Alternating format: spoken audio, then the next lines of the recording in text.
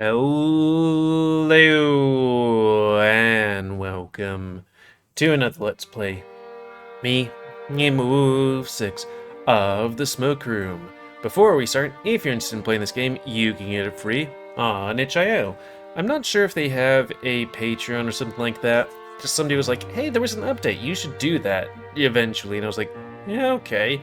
We have time before we get to the next thing after this, so we'll do this. That update being more to Murdoch's roots.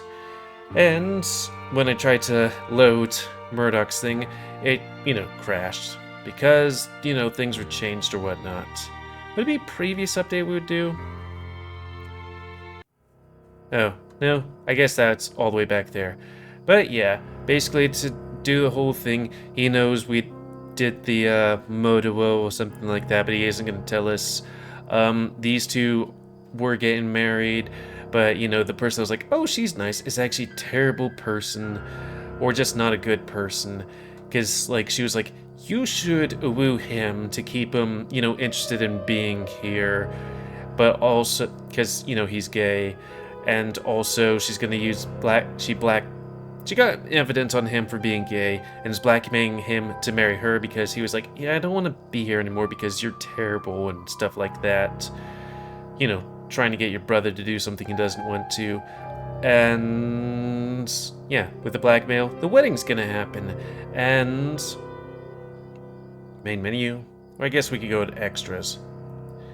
But also Murdoch's sister, the one with the glasses, is missing. And then the Hendrix place is on fire. Also, there's new sprites. Or I guess there might be new things before, like, stuff. Now, I wonder if, the update before this one would happen, just in case. Oh, well. They'd have to assume it, right? Hopefully. So anyways, reset our face. And begin. We see both Neil and, Reuben panting in a disheveled sweat. Fire spreading from the top of the hill. Top of the hill? Do you mean the Hendrix Manor? I, wouldn't really know. Close the door. You're letting the smoke in. Reuben shuffles back, closing the big double doors behind him. And, those two guys are the, friends of the geologists that's getting married. Of course, that man picks today to go up in flames. Miss Briars sighs as Neil passes her, making beeline straight for Jim. They shut down the damn trains. We can't get out. Fabulously late for the ceremony, Neil. We thought we might be missing you. The dog ignores Holly's tone and places paws on Jim's lapel. His voice lowers to a murmur. Can't you make these hicks do something? Neil's tone is a low growl. What are you even asking of me, Neil? I just evacuate the minerals here. I was like, wait, what? You evacuate minerals? From the fire? Oh, you mean mine stuff. You think I believe for a second you have no sway here? I hear Reuben's easygoing chuckle replaced by a nervous titter now. Come on, Jim. That's not like you at all. Surely there's someone you can talk to. Hard to believe you can't get the trains running again if you put in a word or two with some blokes at the station, right? Wait, why are you guys interested in trains? Are you leaving town because there's a fire? It's just a fire, for God's sake, not a contagion, the likes of yellow fever. Just because there's a disaster going on doesn't mean you get to speak the Lord's name in vain in his own house. Gretchen's voice cuts through both of them sharper than any knife could. Reuben's lip curls into a tight sneer. My apologies, ma'am. Jim's friends, anyone. I'm not the one who needs an apology, but the gesture is noted. Far worse things have happened to people before they went headless, forsaking the Lord left and right. Father, the church's basement should be clean and cool, should it not? I believe Sister Feld attends to it, but I admit I haven't been down there for years. How is it that a priest doesn't, go to like almost every part of the thing at least once a year? We should keep the young and the elderly away from the smoke. If the community responds quickly, we might be able to nip this in the bud. You and Alfred are going out there. Gretchen? Obviously, somebody has to. Hendrick's Manor's huge. If the fire's not taken care of soon, there will be a lot of smoke damage.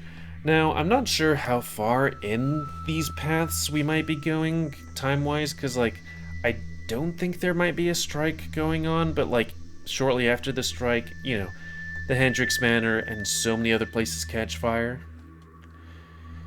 You just stay here and relax. We'll fix this. Grandma? Oh, Grandma. But you're no spring chicken hen. It's a precarious position to put yourself.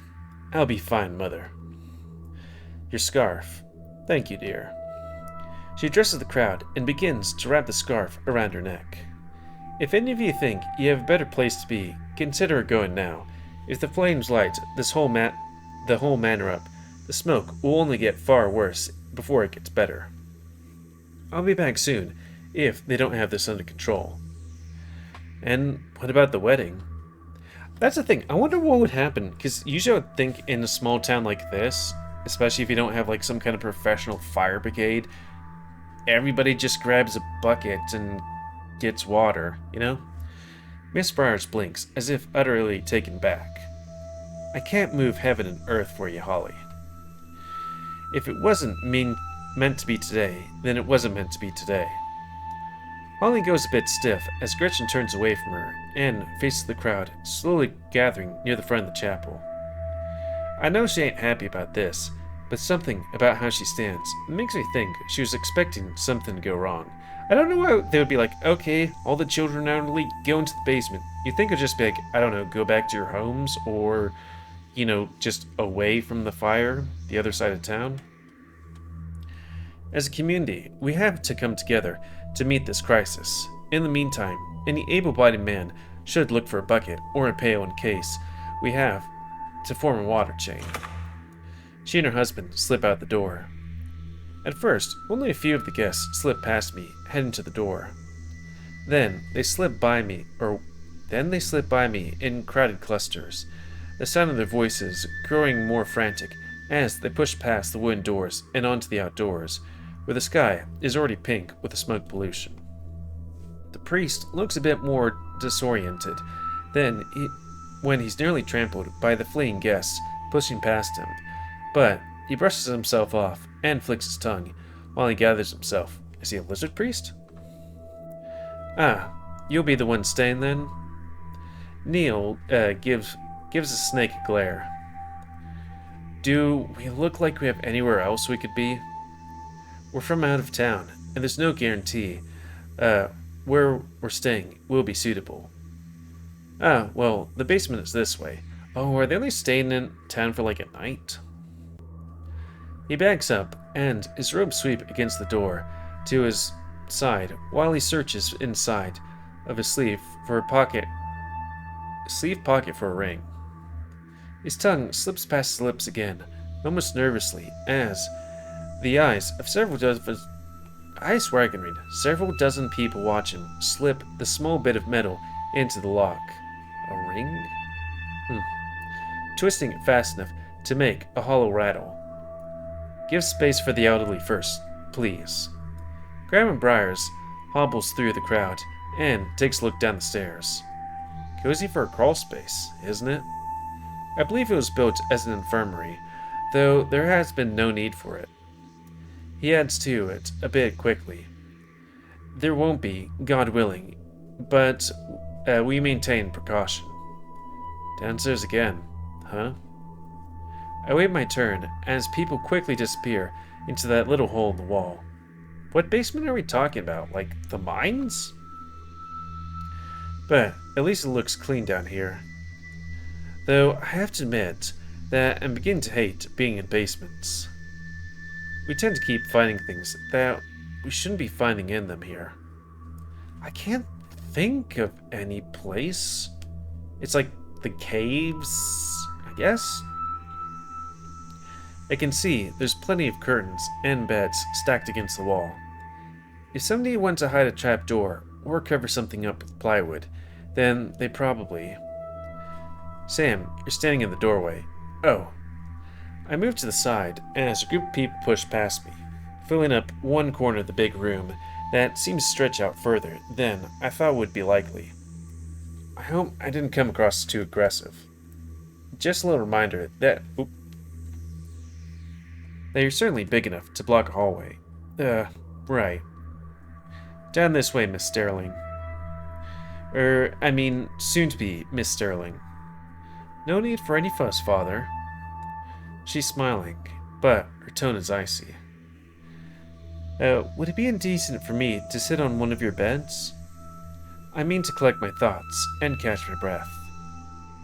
The priest assures her that there's no trouble at all as she glides away, the form of her figure billowing like a spirit when it slips back into the dark, but white hot and burning when the fabric is caught by the sunbeam. Jim, on the other hand, isn't going near her. He's probably done the best thing he can do now, gluing himself between two friends, saying something frantic and hushed. Wait, Jim's here? I thought you went out to, help with the fire or something. I don't know. You seem distracted. I blink and spin slowly in place, checking out the basement walls again. Just entertaining a stupid thought, is all. Stupid thoughts can be funny sometimes. Cynthia, you're my favorite. I lean in closer and lower my voice. You think there's a false wall somewhere in this room? She squints at me and tilts her head. That's a specific thought to ask somebody. Now, she's looking at the walls too. Anyway, how come you didn't go back to the hip? She blinks a few times, then strains her back. Oh, right. I could have, considering they paid me up front. Clients? But I didn't really have I didn't really do much today. I think it would be for the best to wait for Miss Briars to hear. Oh, not as a prostitute, but as, working here. Yeah. It'd be best to wait for Miss Briars to hear. Then, when we're going to reschedule the ceremony. I wouldn't hold my breath, considering all the things going against this wedding. Like how you know that, though. Good thinking. At least the bride looks like she's holding up well. Molly Briars is sitting on a bed, writing in her little black book. I know I'd be bawling if something like this happened on my wedding day. Do you think they'd make the priest keep going through the fire? Do you think they'd make the priest keep going through the fire? I guess, the wedding. I figure believing priests are fireproof is more realistic than thinking one would burn for me. I know she's joking, but there was some bite in how she said burn. Who's this? I can hear suspicion in Ralph's strained tone before I can even see him bare his teeth. I grunt. Coworker. Listen, me and Murdoch got to talk with you. He gives Cynthia a look over when he speaks to me. It's private. She shrugs. I'm not much, one for gossip. I mean sensitive stuff. It would be indecent. I'm not so modest, so sounds good to me. Ralph blinks, so she continues. I suspect the way down here will be boring otherwise. It's sacrilegious. So? The priest looks over at us nervously and crosses himself. For the first time, Cynthia breaks eye contact with me to give Ralph a better look over. Say, aren't you the rat who works at the general store? Ralph whiskers twitch. Might be. Yeah, you're Scarlett's fence. Prostitute and getting drugs or something. Though, isn't a fence somebody you sell illegal stuff to? Ralph gives me a look that seems to be saying, can you please handle her? So, I don't meet his eyes, and pretend for a little while that he's not looking. Ralph, what's taking so long? Sam's with somebody. Is that so? Murdoch puts his hands in his pocket and looks over quickly. Ah, Miss Sowie. Mr. Briars. You wouldn't mind if we borrowed Mr. Ayers for a moment, would you? She squints and lowers her voice in a low hush.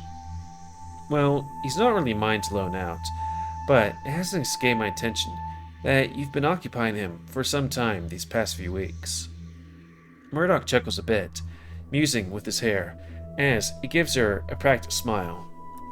It's just been business. She looks him up and down. No doubt. He frowns a bit, and Ralph smirks. But now that you bring it up, you spent time with my sister? Well, yes, both of them, in fact. Her brow lifts. Which did you have in mind? Well, either if you're feeling admirable enough to discuss your experiences. Did either of them ever bring up their involvement with the Echo Historical Society? Miss Holly isn't much for talking for the help, sir.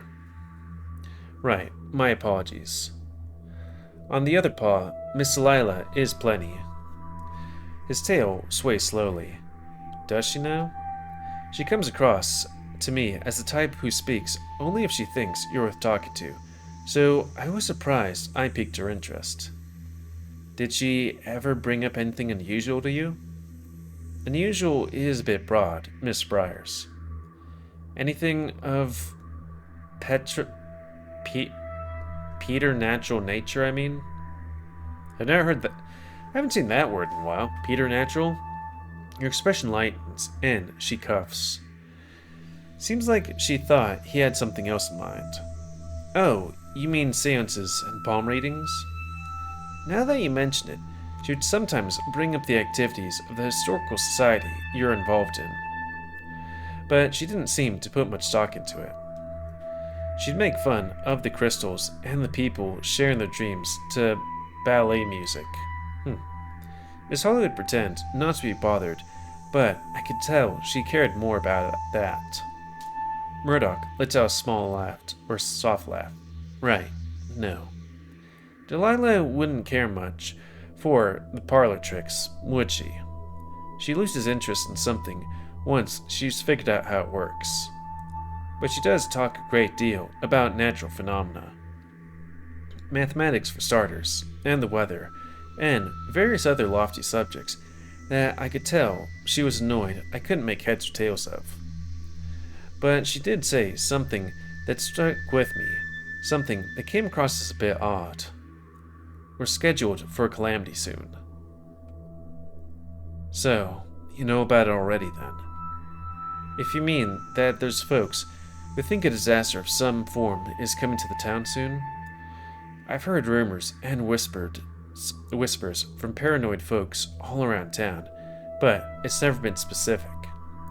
Take Miss Delilah's phrase, for example. We're scheduled for a calamity soon. She'd say it on certain occasions, like when her own powder slipped from her purse, or whether she skipped an extra step after chasing the toe of her heels on a rock. Or catching. One day, and it was Sunday, if I recall, she said that phrase again, very calmly, when I was clearing her drinks. Just know that it was a slow day.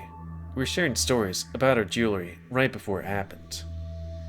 Whatever I said before must have moved her, because she touched my wrist with her glove once I finished. Do you have a place to stay outside the city? She said. And then I said I didn't. Then she repeated the odd phrase, then patted my paw. You should still take your chances. Get out before the end of summer. The shift in tone was too sudden for me to take it completely serious, but it didn't seem like a joke when she said it. What the hell? And what did you say to her after that? I just asked her, what if I can't? And she just said, well, we'll see. She hadn't brought it up since. For a moment, the four of us look around, just to see if anyone else is looking our way, but the groups of people are all wrapped up in their own conversations, and the steady drone makes it hard to hear much of anything from the distance. So here's my question. Would you be interested in hearing what we think she might have been talking about? Of course. It is quite a thing for her to say and then leave in the dark about. How come you've never brought it up before? There's a lot of things don't bring up. That's not the honest thing somebody said to me at the hip. Murdoch makes a gesture with his paws. Let's start from the beginning then. In City Hall, there's a good deal of information about Echo's manifold troubles. In 1865, there were several mass upsets in the area, but the biggest happened during the ritual killings of several children of settlers. Yeah, it's a bit hard not to know about that one. What's particularly scandalous is that the man hung and convicted of murder, John Begay, was notable associate of the CSGC's original co-owner. Cynthia shifts a little uncomfortably when she hears the name. Some accounts of the incident say Begay publicly clamored that he was in an intimate affair with James Hendricks Sr., the grandfather of the current Hendricks in town. But even after Begay's death, children still went missing. Sounds likely that they must have got the wrong guy. Either that, or multiple people were in on the killings. Regardless, Hendricks Sr., along with his social circle, were orchestrated so severely by the community that they left the state altogether. This had some influence on the collapse of ranching and the trapping industries in the area, and the township's civilian population plateaued once then institutional knowledge had left. Murdoch's expression turns a bit dubious, as if he doesn't expect us to put much stock into what he says next. There are certain accounts at City Hall that a good number of Echo citizens at the time claimed their furs and hides had come back to life, hunting or sometimes killing entire families. These weren't just stories. These were legal claims shared by a wide number of unaffiliated parties. According to the records, enough people collectively believed that events really occurred, such as that no citizens were accused or held responsible by these deaths. So they were either all sick with something, or they were lying. Imagine a little of both.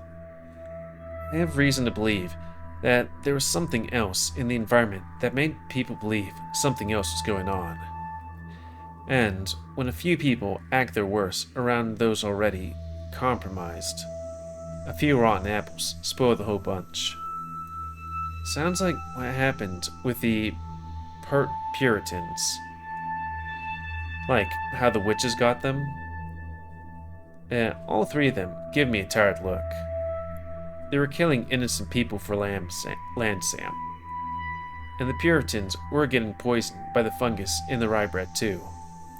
That made hallucinations even easier to spread. My cheeks feel a little hot. Well, it ain't impossible some of them were making each other sick. It's possible. But we just don't know. Somebody would have to know the rye was making people sick, even if they hadn't figured it out yet. But anyhow, this event would have been the end of the town's economy, if not for the mines. Turns out, you don't need to rely on so much unsettled families, with transactional railroad being certain work for able-bodied men, bringing able-bodied work, yeah. That's partly why women remain less than a tenth of Echo's population to this day, but it was even lower back then. That model of growth wasn't foolproof, though. City Hall records further mention the mining crew finding mutilated body in the mines in 1877. What? The second James Hendricks was in charge of the company by then, declaring the death was merely a workplace accident, a not uncommon necessary evil we pay for the price of progress. Except they drew a picture of the body. Why is he bringing all this up? This worker's hands were completely severed from his wrists. His stomach was sliced open. His intestines were coiled around the spokes of a minecart wheel. He had been tortured to death. The town would not rest until the culprit was found. Why is he looking at me? A Sonoran man named Ustolo Rise sounds familiar, was eventually lynched by the public that when they found personal items belonging to the deceased on his person. Did he do it? He claimed innocence, but it was the law that passed judgment. They said they saw him in their houses in the middle of the night, taking their things and breathing loudly while they could see him but couldn't move. He was probably just a thief. What's strange is that they say there was nothing missing when they woke up. These shared visions were enough to get people to suspect him. Once they found a pocket watch, or the pocket watch. The sheriff at the time didn't think there was enough proof, but he wasn't much inclined towards violence, so the people lashed out. He's still looking at me. Did any more lurid deaths happen after they got him? If they did not record them. Or didn't discover them.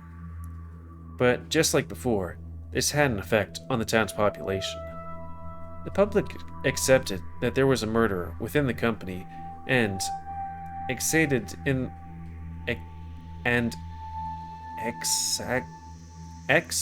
acted their idea on the justice. Enacted? Maybe it was enacted. If they had to accept a murder took place, they also had to accept that James Jr. was trying to cover it up rather than root out a killer. People don't much care if hundreds of men get mangled on the job if it's an accident. Give me a sec.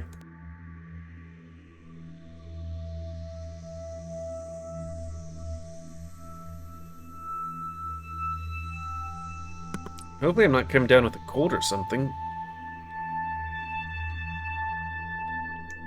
Look, if somebody's playing with your people and you don't put your foot down, makes you look weak. You all sound like you've been comparing notes for a while. Years. By 1890, Echo was hemorrhaging the lifeblood of its population again. Echo wasn't seen as a desirable place to live, even in spite of the work opportunities. And you can guess who took the blame. If they want to change the narrative, they need to change which Hendrix was running the mines. Sometimes I think you're not so stupid after all. Sometimes. Don't be so petty when someone shows off their best. Otherwise, you might not get to see it again. Ralph rose his eyes. It's true, though. James Hendrix Jr. invested heavily into tourism from 1893 until 1910, which more than influenced how things are in town in the modern day. He brought in the steamboat industry to take advantage of our natural lake and rivers. You would think steamboat would be such a thing for, like, a lake. Honestly, if it weren't for Hendrix II, we'd both be out of a job.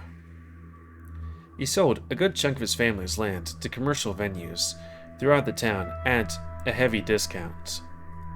That's why your boss built the hip where she did. It was good business.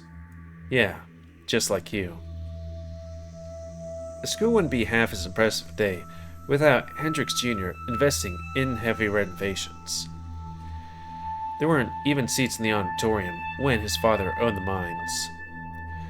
But to get what my sister was telling you, I think she meant that we've had it too good for too long. We had it too good, huh? Sounds like the words of somebody who's lived a charmed life. Murdoch bites his lip. What I mean is that things can always get worse. His eyes turned to the columns of light in the basement window, casting shadows of thin smoke on the walls. Judging by what's happening right now, I think it's best to assume that they will. It's not every day that the town's biggest structure catches fire at one of the most inopportune moments. And here I thought the bride would be inconsolable about the wedding. It would have been nice to be through with it. I can read. Trust me when I say you don't know the half of it. Cynthia crossed her arms. She looks like she's thinking. So what? You think just because people in town found another body in the mines a few weeks ago, people are gonna start acting outlandish? Finding people dead might be more of a symptom than a cause. It might just be that the more people we have, the more likely it is for something to go wrong. I'm not sure. It happens in Echo, and that town had like 88 people in it. Didn't you say yourself that people already act outlandish? Well, it's not like I've had an opportunity to travel home and compare. But there isn't an uncanny sense of wrongness I get from some of the people here sometimes. Some are much worse than others. Like, they forget how to have pretenses. All I know is that things tend to go badly here in Echo whenever we have too many people, and then we lose a lot of them. When or then? Yeah. You've been awfully quiet, Sam. Because you've been looking at me at strange times. What do you think? Sam's always quiet. I'm not sure how carefully I should answer. But he's the one who asked. If you think it's the evil people that cause it, then that's just the original sin. But even that was given to us to make us worse than we are. Cynthia sighs. If it wanted a priest's opinion, I would have just asked the one in the room with us. Sorry if you can hear us, Father. She turns around to look at him, but he's laying on one of the infirmary beds, eyes closed, chest rising gently. I'm just being literal. With sin being something physical that you have to take yourself from the serpent and out of the garden. That's all I meant, but it ain't like I'm pretending to really know anything. So what? Are the three of you trying to figure out how it happens so we can stop it? I never said it could be stopped. But maybe we can at least prepare. If natural phenomena are a way to predict it, then I think Delilah is most qualified in town to discuss it. I think it would be a good idea to talk to her, especially since she isn't here right now, and she's supposed to be Holly's maid of honor. What about everyone else down here? Certainly don't want everyone else to think we're crazy if we already suspect them of going crazy. I mean, we should ask them what they think if... I'm sorry, I was like, I'm gonna read this, but it's like, all of a sudden, I feel like my reading ability is like first grader. I think we could ask them what they would think if we do have to get out of town. People have to rely on one another if a disaster is really coming. I don't mean to state the obvious, Mr. Briars, but if your other sister believes in this stuff too, wouldn't it make sense to compare notes with her? Murdoch seizes up a little. I can talk to them. Don't mean any offense, Sam, but do you really think you're the best person to? Considerably. Sometimes you can understand things better when you're less attached. She looks at mine, then Murdoch's, then Ralph's expressions. Maybe so. I can tell she doesn't really believe in what I said, but she's definitely picking up that there's something else going on. Who should I talk to first? Well, I think that's a good time to call it. Boop. That's going to be the end of this Let's Play. So comment, guys. I like comments, statement you like, dislike, tips, tricks, otherwise. If you like my YouTube and would like to see grow, then please like, subscribe, and check out the videos to help it grow and bleed your animals to help control the pet population.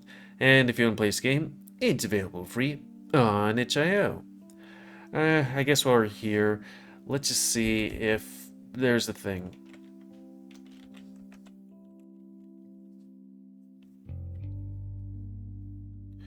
They have a subscribe star. Okay. Yeah. It says $5 and stuff like that. Oh, there's a little picture right here for episode or build 37. Yeah, sorry about the things, but it's just like, you know, I thought I was doing okay in the beginning, and then it's like I am trying to read this sentence, but apparently failing miserably. I think I said all the things. Spay and neuter your animals, and until next time, and let's be me, GamerWolfSix of the Smoke Room. So thanks and see ya.